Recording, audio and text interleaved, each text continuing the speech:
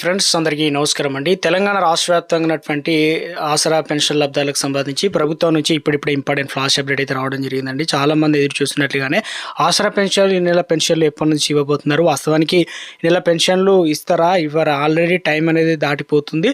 కొత్త పెన్షన్లకు సంబంధించి ఏంటి వీటికి సంబంధించి ఒక లేటెస్ట్ అప్డేట్ అయితే రావడం జరిగింది. వీరి పెన్షన్లు అనేది రద్దు చేయబోతున్నారు అనమాట.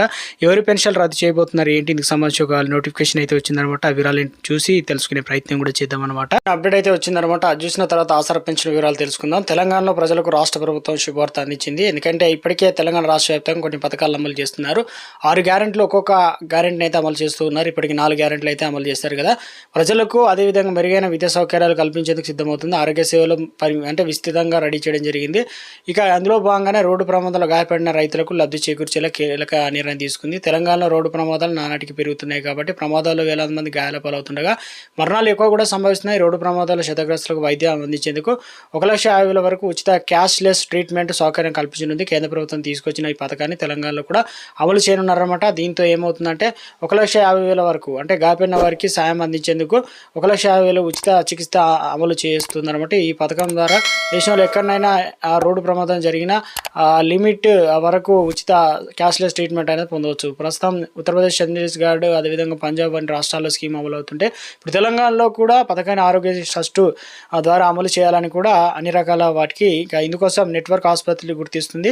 ఇప్పటికీ ఆరోగ్యశ్రీ పథకం కనెక్ట్ అయినటువంటి నెట్వర్క్ ఆసుపత్రులు స్కీమ్ అమలు చేయనుంది. ప్రస్తుతం 500 ఆరోగ్యశ్రీ నెట్వర్క్లు పరిధిలో అయితే ఉన్నాయి. ఆ తర్వాత మిగిలిన హాస్పిటల్లో విస్తరించేందుకు గాను దీన్ని ప్రజలు రోడ్డు ప్రమాదం గురైనప్పుడు అత్యవసర చికిత్స అయితే అందించబోతున్నట్లు అప్డేట్ అయితే రావడం జరిగిందనమాట.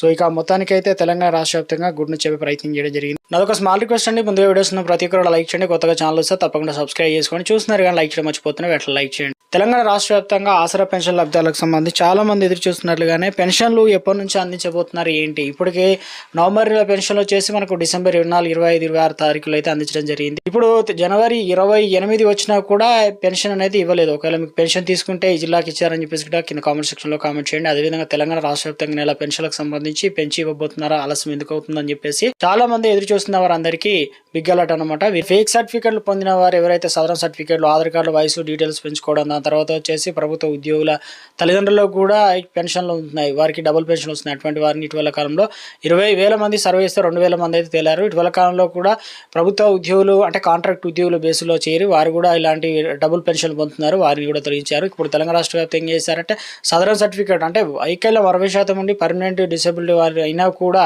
వారి యుఐడి కార్డు అనేది అప్లికేషన్ కొత్తగా దరఖాస్తు చేసుకున్నప్పుడు వాళ్ళకు పలానా టైం పలానా ఆసుపత్రి అని చెప్పడంతో అక్కడ పర్సెంటేజ్ తక్కువ చేయడంతో ఇక ఇదైతే మళ్ళీ యుఐడి కార్డు ఉంటుంది కదా, సో యాక్టివేట్ చేసినట్లయితే తర్వాత వారికి పెన్షన్ అనేది ఈ నెల నుంచి మీకు పెన్షన్ రాదని చెప్పేసి ఫోన్లో కూడా మెసేజ్ అయితే వస్తున్నాయి. ఆన్లైన్లో కూడా చూపిస్తుంది అంటున్నారు. మీరు తప్పనిసరిగా సదరన్ సర్టిఫికేట్ 2010 నుంచి 2025 మార్చి వరకు ఉన్నట్లయితే మీరు సదరన్ సర్టిఫికేట్, సో అందులో వచ్చేసి మీకు యుఐడి అంటే కార్డు కావాలంటే యూడిఐడి కావాలంటే తప్పనిసరిగా ఏం చేయాలంటే మీరు యూడిఐడి వెబ్సైట్లో వెళ్ళి డౌన్లోడ్ చేసుకోండి. సో ఈ రకంగా అయితే మీకు పెన్షన్ అనేది ఉంటుందన్నమాట. ఒకవేళ పెన్షన్ పోయినా కూడా క్యాన్సిల్ అయినా కూడా సీఎంఓ అంటే ప్రతి జిల్లాకు ఆఫీస్ అయితే ఉంటుంది, పెద్ద ఆసుపత్రి లాగా, అక్కడికి వెళ్ళి దరఖాస్తు ఈ రకంగా మేము తెలియక అప్లికేషన్ చేసుకున్నాం, మా దరఖాస్తులు మళ్ళీ కూడా మాకు పెన్షన్ పొందించాలని చెప్పేసి కోరుతూ ఒక లెటర్ అయితే ఇవ్వాల్సి అయితే ఉంటుంది.